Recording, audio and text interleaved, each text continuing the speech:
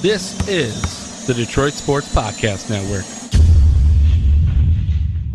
Hey, this is Brian Peña. I always join the Vito podcast, the best podcast in the United States. John, it's Vito Chirco here, your co-host for Tigers Talk, and I want to give a quick plug to DC Sports at Lakeside Mall. Detroit City Sports has authentic autographed sports memorabilia. So autographed Detroit baseball, signed hockey memorabilia, signed collectibles, you name it. And Detroit City Sports, once again, is located at Lakeside Mall and can be found online at DetroitCitySports.com. DetroitCitySports.com, Vito. If you're a fan of the Tigers, if you're a fan of the Hall of Fame, I was on there earlier today, and I saw an unbelievable item. You can pre-order right now. I mean, right now, you can go to DetroitCitySports.com, and you can pre-order an Al Kaline Hall of Fame bat. If you're a fan of the old school Tigers and you waited for the new school Tigers to get into the Hall of Fame, and you're like, yes, it's about time that guys like Jack Morris get into the Hall of Fame, you got to go out there and support the cause.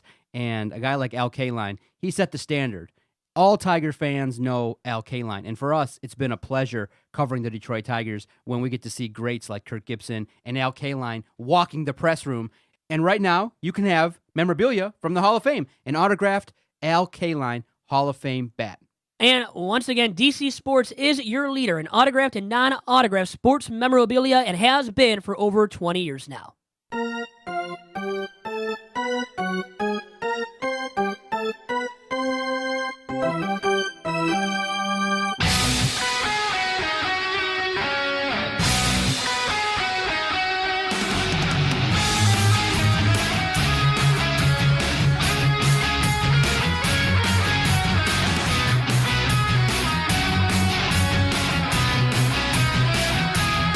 And welcome to the freshest, the latest edition of Tigers Talk with Chirco and Company. I am your host, Vito Geronimo Chirco, along to my usual sidekick and broadcast partner in fun. That is Doc from Doc and Jack, John Charles McElroon. John, how are you doing? Vito, this podcast is going to be a tale of two different situations, hope and fear. The hope being that Casey Mize really shocked everybody with his debut at Double-A Erie. His first appearance there in Double-A, he throws a no-hitter after a bumpy start. I think he hit the first batter that he faced in Erie, and then he settled down with catcher Jake Rogers, and they were able to, for the second time in a short period of time, the Erie Seawolves there had a no-hitter, and we'll talk about that. Alex Faedo pitched 7 innings of a no-hit contest for Erie, and then Casey Mize, just the other day, he pitched a no-hitter on Monday, all by himself. His stat line, if you go look at it, was unbelievable. So props to Casey Mize. His situation has really brought a lot of positive attention for him and the Detroit Tiger organization because, oh my goodness, a number one player that was drafted could have success. And maybe people are starting to get reminded of another former top pick of the Detroit Tigers in Justin Verlander. We'll talk about that. The other side, unfortunately, the big squad kind of squandered opportunities to get wins over there in Chicago. We'll talk quickly about that series. Some things that nobody has really seen in some time. The Tigers, struck out 20 times in a contest, which obviously doesn't happen too often, but we'll talk about when it does happen. More likely than not, it's going to be the Tigers that are involved in it. And in that series, too, there were some plays that were kind of unheard of that my nephew and I laughed at and things like that. But it's unfortunate for the big club in that you had an opportunity to be 500 going into the series versus Philadelphia, but when you blow a 6-run lead and the ball was just jumping Friday night out of the Chicago White Sox stadium there, it was unbelievable to see them lose that game because I didn't even finish the game. I'm like, oh, good. Chalk up a W, get over 500. And then I peek back, as I so often do on Twitter. I'm like, wait a minute. The Tigers lost? How's this possible? And to see the highlights, to see the Tigers go through a plethora of arms and not to have success was unbelievable. And that set the stage for a 2-loss performance there versus the White Sox, which was interrupted, obviously, the series by weather over there in Chicago. But let's start with some good news. Casey Mize, Vito, has shocked everybody. Casey Mize, in his early starts now in single A, and I know a lot of people don't give a lot of weight early on to what you do in single A, but his first handful of starts were unbelievable. So obviously he blows through that. Single A, he's in there, boom, in and out. He's already promoted relatively quickly to Double-A, and that's where a lot of people pay attention to young arms, and they say, okay, what can you do now? Start the process of maybe showing what you can do if you are going to be promoted then to AAA or if you're going to be fast-tracked from Double-A to the majors. And Casey Mize in his first start looked dominant. His fastball early was a little bit of a struggle for him to control, but once he got locked in, his stat line was amazing. And Casey Mize threw a no-hitter, Double-A Erie, his first start. Can I talk now, by the way? That was really good, though. A very long soliloquy. Is that the way of saying it, I think? Monologue to start off? Very good. Very good, John Charles. I have to have a monologue with you because once you start, I don't ever get back to the mic. So you can't talk. I was about to say, you own that. You did. You owned it. And I think in the pro broadcasting field, I think what I did was set the stage for you. You did. Threw you a couple easy, couple easy breaking balls there for you to handle, mid-70s. Now, you handle your business, step to the plate, give me what you got. So Casey Mize not only threw a no-hitter in his Double-A debut, I'm quoting this from a tweet from Jason Beck, who covers the Tigers for MajorLeagueBaseball.com. Well, he no-hit the team he faced, but also allowed a walk and hit a batter in 98 pitches. Very impressive in that regard. The second no-hitter in a week as well for the Erie Seawolves, as you already mentioned, because Alex Faedo threw a combined no-hitter a week ago. Now, that was the first complete game no-hitter, though, from an Erie Seawolf. I think that's the singular version of it, since Thad Weber in 09. I don't know if you remember that name. I do, but Thad Weber, the last guy to throw a no-hitter at Double-A Erie before Casey Mize, the Tigers' #1 overall draft pick a season ago. Incoming onto the scene, John Charles Macaroon. He has done fabulous. He has looked fabulous, and he has done his job. Now, obviously, only had pitched at Single-A before this start, and only one start at Double-A Erie. So the thing is that I will caution all Tigers fans with is that let's not jump to conclusions and think this guy can come up right now on the big league club and perform magically and be an ace-caliber arm. It's not going to happen right now, nor should he truly be called up right now. And I think the Tigers will be very cautious with this right-handed arm of theirs, who is their top prospect. So not only their top pitching prospect, but one of the best pitching prospects and overall prospects in all of baseball right now. So you're not going to rush him to the big leagues because you don't want to have him up there and not be ready for major league competition, which you have to believe he's not truly ready for that at this point. Then your team is stinko, and also you want to conserve his service time. That's a big factor in a lot of this when you consider whether or not to call him up right now, or at least whether or not you consider him ready for the bigs. And as of right now, John, I don't think he is truly ready. You can't say that about Casey Mize when he's only made one start at Double-A Erie, has yet to make a start at Triple-A Toledo. And you think he will make a couple of starts at least in a Toledo Mud Hens uni before he's called up to the big leagues. And I think it's warranted out of this guy. And that's why, if anything, this season, you will see him in a Tigers uni for one start. A spot start, that would be. And that's it from Casey Mize in 2019. Now, in 2020 and beyond, you want to see him up with the big league club. And I think you will have him up at some point in next season's big league regular season. Now, could that be not until mid-season and after the trade deadline? Sure. But I think at least right now you can say with some confidence that you'll see Casey Mize in a Tigers uniform in 2020. Yeah, and the reason why some people will be a little bit hesitant is the word starting his Major League Baseball clock, which means that once the player reaches the Major League Baseball level, then the faster they can get to free agency and the faster you got to pony up for money. So if you keep him in the minors, then you don't start his Major League Baseball clock, then you can maybe potentially keep him for another season. But in the end, everybody knows that, hey, if you want to keep a guy around, it doesn't matter when his clock starts. You know, when the time comes and he's a free agent, you offer him a bunch of money, he's going to stay a Detroit Tiger. And if Casey Mize comes up and early on, maybe next year or in a couple spot starts this season, lights it up, and he's box office, then no matter what, you know that this is an investment that you're going to make. You're going to make the investment in Casey Mize. And I guess the way I want to put it is I'm excited. It's nice to see when you look at the future. Okay, there are a couple arms that are actually performing. Faedo, Manning. You have Turnbull now at the big club that has potential. You have Casey Mize down there in the minors. And at least as a starting point, you have a couple arms there that if they are called upon and they come up to the big club, then you have an opportunity to have a little bit of hope and not everything is negative because obviously you're going to broom out Jordan Zimmermann. He's going to be gone in that contract. Then you probably move everybody down. And then when you look at it, let's say, for example, if we want to project, let's say everybody gets here and you have a starting lineup, a rotation of Casey Mize, Faedo, Manning, Funkhauser, and then Matthew Boyd is your fifth.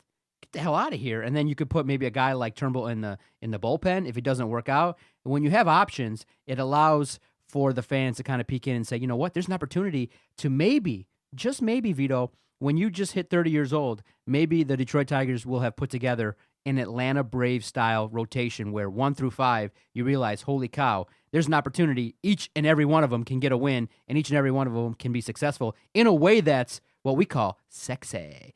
Strong arms, big-time arms, and maybe potentially big-time players. So I'm okay with them showcasing Casey Mize for a couple times this year. And if we have to wait till September, I'm okay with that too. Well, 1 start, you can showcase him in. You're not going to showcase him for more than 1 start, and you shouldn't because you don't want to fast start or jump start his clock in the majors, which I already had referenced. You just did yourself. The service time is such a big issue with these prospects. You don't want to fast track it, and then you have a problem on your hands where you have to pay this guy and make money sooner than later. Now you see, though, these major league clubs actually re-upping their guys, extending them for the long term early on.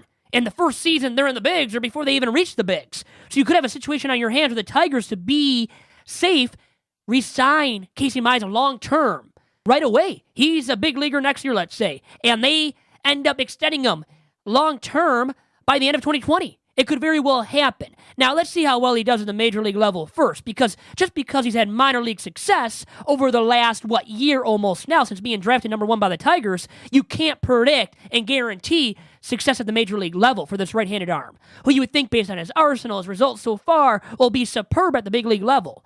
But there are no guarantees in baseball with prospects.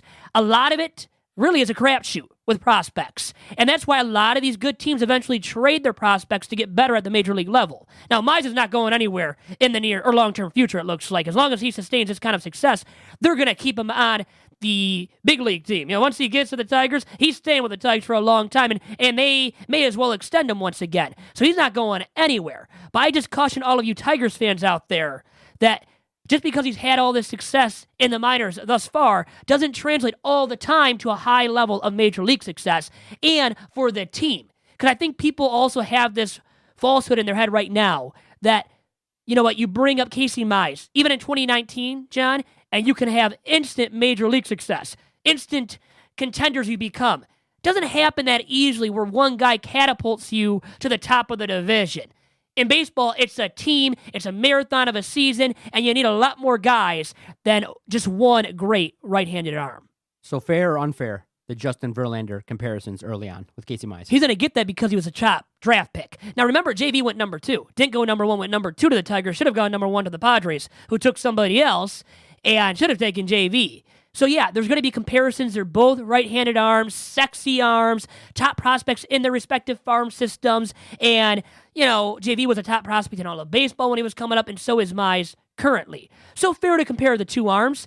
And you have to hope that Mize is at least a little bit of what JV was in a Tigers uniform. Exciting times, Vito. It's good, at least. And I know that in the current state of baseball and in Detroit sports, we can't have that hope that, oh my gosh, a guy comes in and immediately produces. But remember, Vito, when the Detroit Tigers were rebuilding just a decade ago, okay, and it was about 2005, I think they had a 70-win season, and then 2006 rolled around, they wheeled up Justin Verlander, and that team with a little bit of a mix of veterans and with a rookie Justin Verlander, they made some noise. They made a splash. And so, no, I don't think the rise for the Detroit Tigers is going to be that quick where they go from a bottom feeder all the way to the World Series. But if you can start to sprinkle in, maybe not this year, but if you start to sprinkle in maybe this year, a little bit next year, and then in 2 years where some of these young cats come in and actually contribute, I think it's fair to say that what Detroit fans are starving for is somebody actually to come in here, take the bull by the horns. And remember, Casey Mize is not young. He graduated college. He's about to be 22 years old.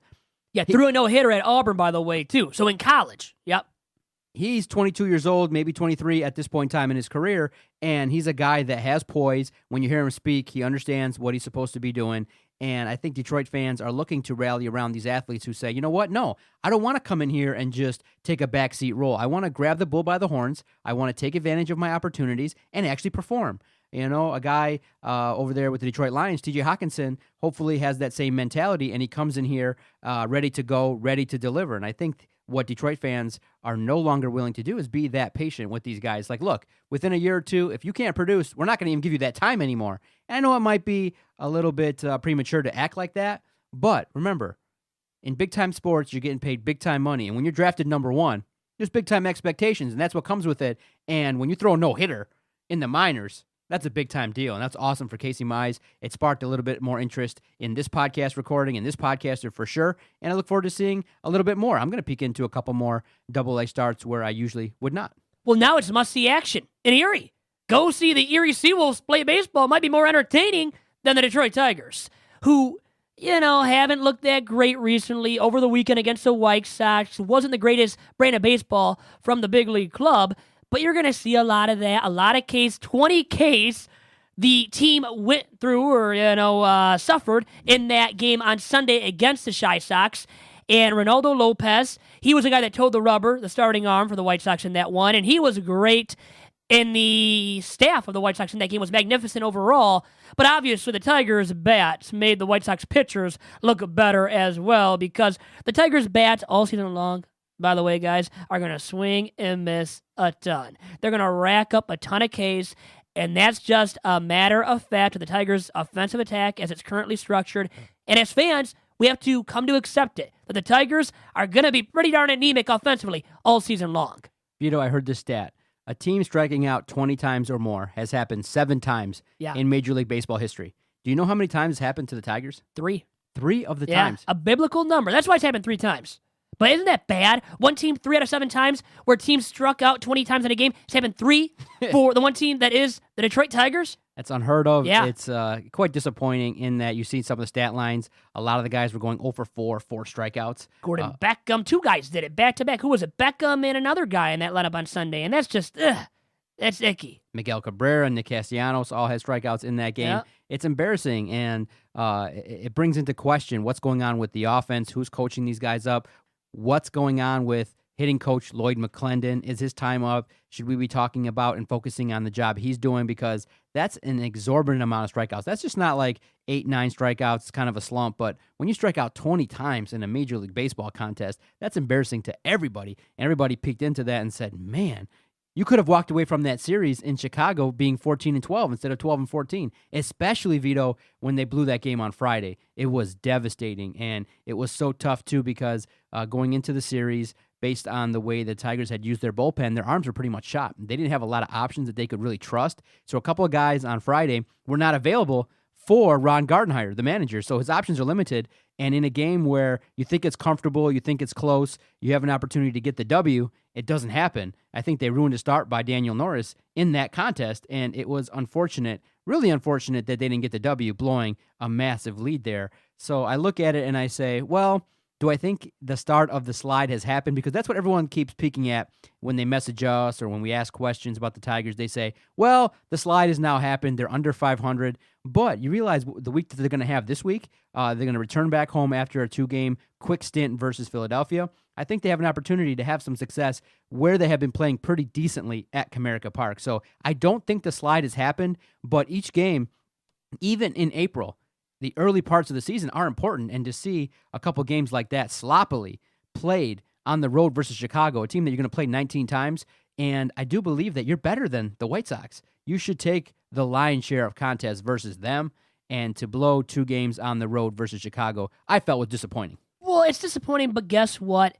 The team is not going to be that good, but when you waste a chance to win some games where you're relatively close in the games, yes, then you call it disappointing. And I know manager Ron Gardenhire was not happy over the weekend with this team's offensive performance.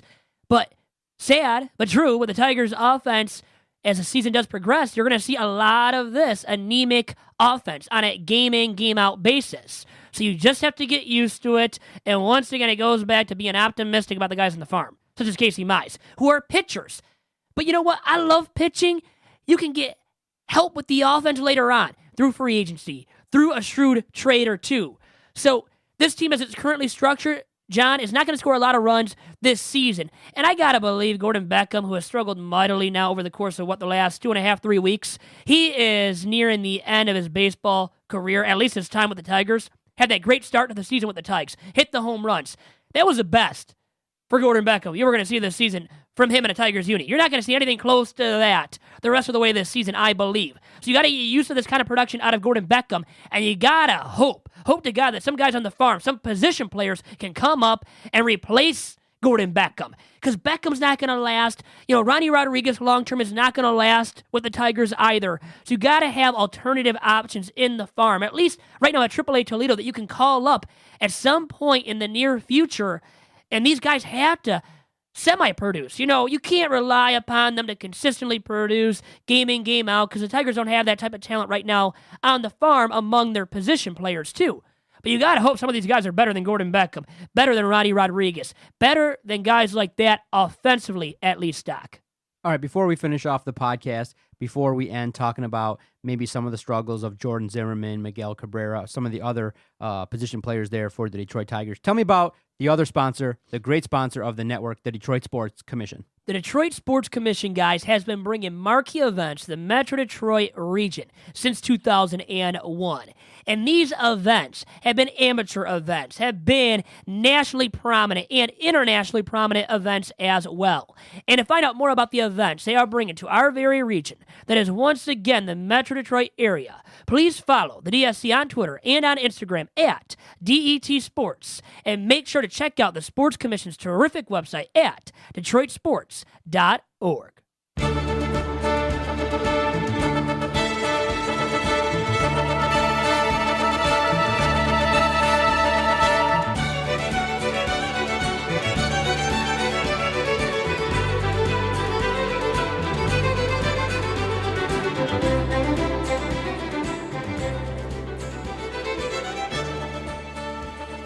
Back here on Tigers Talk, presented by the Detroit Sports Commission and DC Sports over there at Lakeside Mall. How concerned were you that Jordan Zimmermann was going to be lost for the season? After his start, complained of some arm pain, and many people felt, this guy's had a history of arm injury. Maybe he's going to be diagnosed with an arm injury that's going to require season-ending surgery, but it didn't happen. Probably going to be out for a month or so, but he's been struggling. And it just stinks knowing that Jordan Zimmermann, who's had an up-and-down run with the Tigers, going to be out for a month, especially with the money you're paying him. He'd been struggling. After his first start, it just went downhill in terms of the numbers, quality at-bats for the opponents. He just hasn't been able to get guys out consistently, and he just hasn't been, quite frankly, helpful to the squad. Well, yeah, if he's not logging innings, he's not really worth the rotation spot. And I don't care how bad the Tigers are. You need a guy to throw innings, and at least some quality innings here and there. So he's not going to be this consistent, steady, right-handed starting arm anymore for any major league club. But you expect a little bit more production out of him, being the veteran of the staff at this point. And a guy, once again, you can't rely upon for instant success start to start. But you want to see more of what he showcased in his first couple of outings this season. If you get something close to that out of him once he returns and is healthy again, you'll be all right with him. He's still making too much money, though. It's always going to be an albatross of a contract, that big of a deal they gave to him, and he's never been worth it, never is going to be at this point in his major league career. And Tigers fans just have to accept that it's a loss. You got to chalk it up as an L for the Tigers, for Al Avila and company signing him to that big of a deal when, once again, he has not been worth anything close to what he's being paid since day one for him in a Tigers uni. Yeah, major struggles, but it was nice to see Nick Castellanos kind of come around a little bit and swing the bat, show some pop in the series versus the White Sox. Yeah, he's got signs of pop that he's showcased recently. Now, he's not going to be a guy that hits for 30 home runs, and at this point this season, after his slow start with hitting for power, you got to believe he's not going to hit 30. Well, he hit 25, though. That might even be tough to come by right now for Nick Castellanos. You hope he gets to that. It's just, man, he had a big power outage to start the season. So did Miguel Cabrera. Now, against the White Sox in that big showing of offense on Friday night, it led to these guys breaking out of their shells at least a little bit with the power, hitting a couple of home runs, and everybody chimed in. It was a collective offensive effort. Still lost the game in the end, a game they could have and should have won on Friday night against the White Sox in Chicago. But good to see these guys come to life with their bats. Nick C, Miguel Cabrera. And Miguel's hit for average, hit for contact this season. It's just you want to see more of that power out of his bat as the season does progress. And the same thing for Nick Castellanos. Now, I'm sure when everybody was watching the White Sox series, they did not expect to see something that has probably, quite frankly, I've never seen before, where a White Sox batter hits a ball that's close. Many people felt like, well, was it going to be caught? Was it going to be caught by the Tigers, or what was going to happen? And so he's running out of the base pad, kind of concerned what's going on, but he's running full speed, realizes, oh, I hit a home run. And then as he's rounding first base, passes his fellow teammate. And luckily for the Detroit Tigers, it was caught. I think it happened Friday. It happened Friday night, yep. Yeah, and he might have felt like the GOAT there. It was Abreu, wasn't it? In terms of, helping the cause there, getting the home run. But what it ended up being was a 2-run out. And everyone that's seen that was like, wait a minute, good on Ron Gardenhire for seeing it, 1. 2, appealing it. And when have you ever seen a home run where the runner's actually out because of the fact that, in terms of base running, really, who do you give more blame to in that situation? The runner at first who's not paying attention to the oncoming runner, Abreu? Or do you say to yourself, you know what, Abreu's got to slow his ass down? Yeah, stop that big ass. Okay? It was you see crazy. a runner there ahead of you, you can't pass them. And you overrun your runner ahead of you, defeats the purpose of the home run, right, that he hit. Yeah. So it kills your offensive momentum. They still scored all those runs, and you never see that at the major league level. That's a Little League Baseball mistake that Zuzu makes. And he's not going to make that mistake. Right.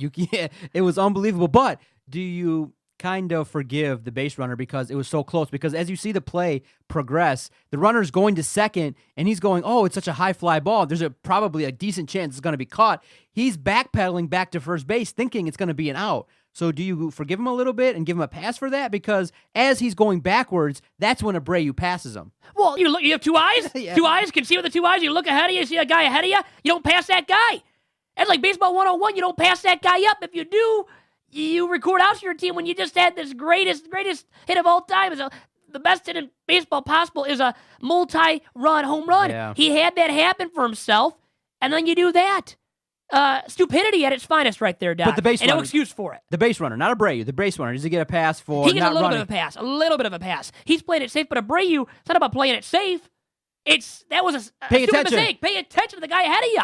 It's like when you're driving, you pay attention to the people, the pedestrians in the crosswalk. You got to make sure you're not running over any of those guys. Yeah, but Vito, Well, that's simplistic, right? You learn that at 14 when you're taking driver's ed, and you learn this kind of mistake that happened. I've watched it a couple time times. ago. Replay it because not only is Abreu's momentum carrying him forward, the first base runner is going backwards. So it's kind of a situation where they converge, and what happens is the first base runner is kind of going backwards a little bit. Yes, Abreu is going forward. He should have paid attention, maybe stopped at that point, but it was just one of those rare plays where it's bang, bang, and you see, the first base runner kind of backtracking a little bit. And as he's backtracking toward first, that's when Abreu is going full speed and passes him. And luckily for the Tigers, they so paid you're giving attention. him an excuse. It's a cop-out then for Jose Abreu because of Tim Anderson. It was Tim Anderson, by the way, who's hit the hell out of the baseball so far for the White Sox. He was at first base. For one Come on, reason, man. They ended up winning the game. So Because they won. Well, luckily, too. They barely won. If they didn't come did, back though. to win the game, I think that would be one of the most embarrassing moments. But it got a little bit of run on ESPN. I thought it was hilarious to see. One of those things where sometimes when you see something like that, you go, how on earth could that happen? It's just a weird play, definitely, in the Tigers-White Sox series. For Laughable. From a major leaguer to have that happen to him. Once again, I love Zuzu. He's a great little leaguer, but it's Little League Baseball. And he wouldn't be doing that as a little leaguer. I mean, really, you rarely even see that happen in Little League Baseball. Now, maybe because nobody's hitting a home run in Little League Baseball, but still, at the end of the day, you can't afford for that to happen as a major leaguer. What's going on in the world of Major League Baseball? Anything outstanding there going on?